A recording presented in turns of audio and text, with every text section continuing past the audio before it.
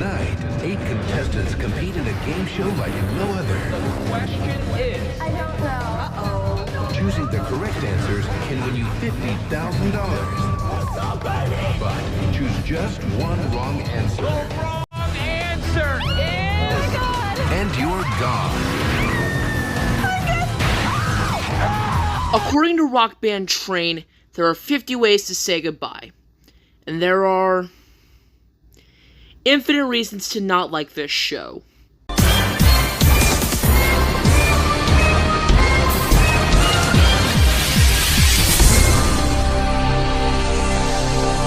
Let's go back to 2011.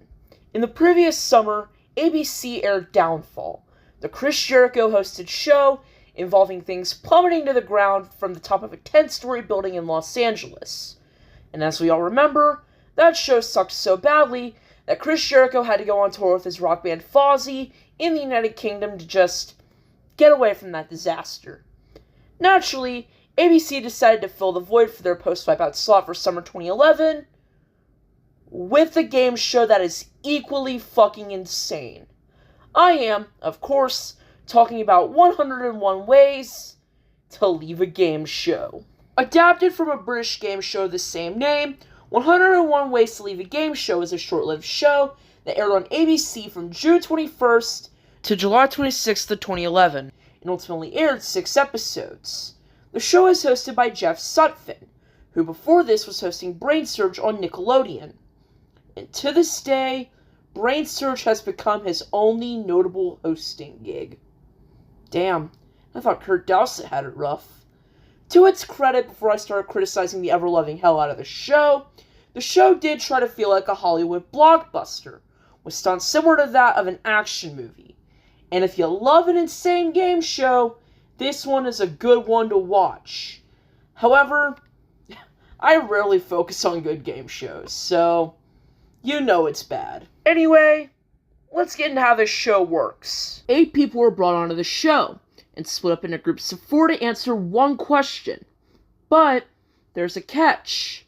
Because of course there is. At the beginning of the round, there is the educated guess question, where the 4 contestants in one group write down the answer to a question asked by the host. The order in which an answer is picked is determined by who is closest on their educated guess question. So, closest one goes first, second closest goes second, etc. Also, if one contestant gets right on their nose with their answer for their educated guess, they win an extra $101 to the total grand prize. Then, a question is asked with 3 possible correct answers. Get it right and you move on to the next round. Get it wrong, however, and well, you're eliminated from the game.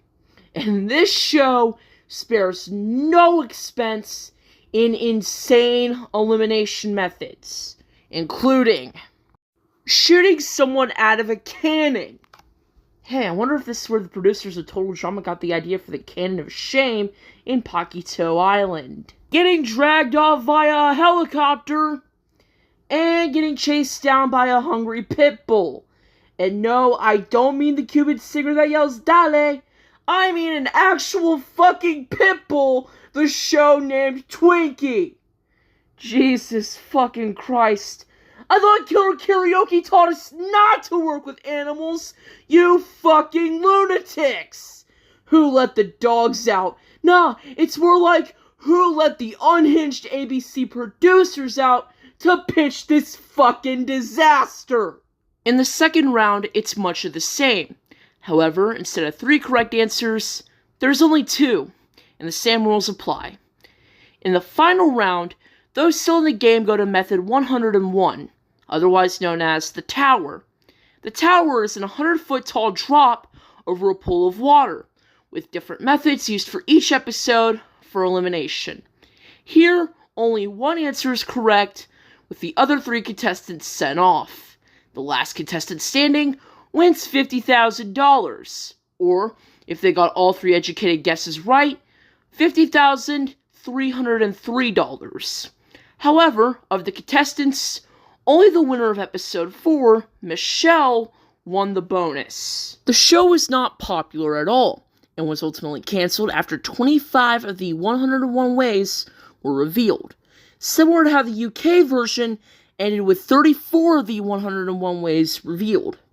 But anyway, on to why the show failed. 1. Critics argued that the show was too dangerous, with stunts that could constitute into borderline disaster if undertaken correctly. To which I say, no shit, Sherlock! This shit is so insane I might have to include a disclaimer at the beginning of my video that says that these stunts were performed A, 15 years ago, B, tested by trained performers, C, that no one got hurt, I hope, and D, that no one should try this shit at home.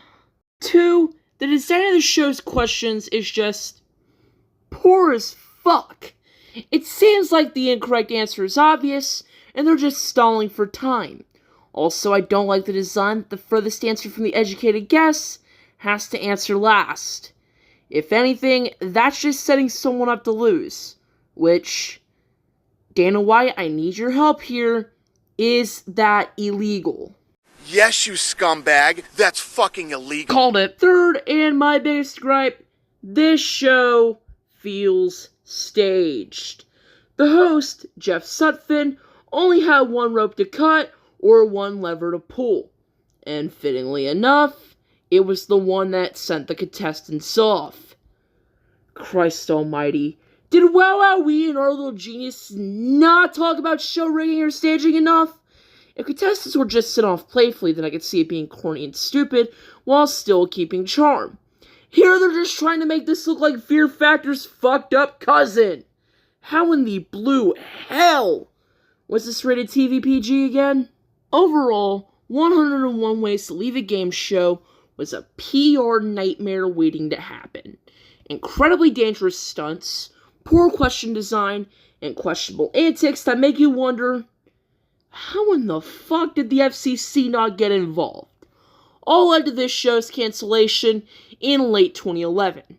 The following summer, ABC replaced 101 Ways with a Big Brother ripoff called The Glass House, which is most definitely a story for another time. But anyways, guys, that's gonna do it for today's video.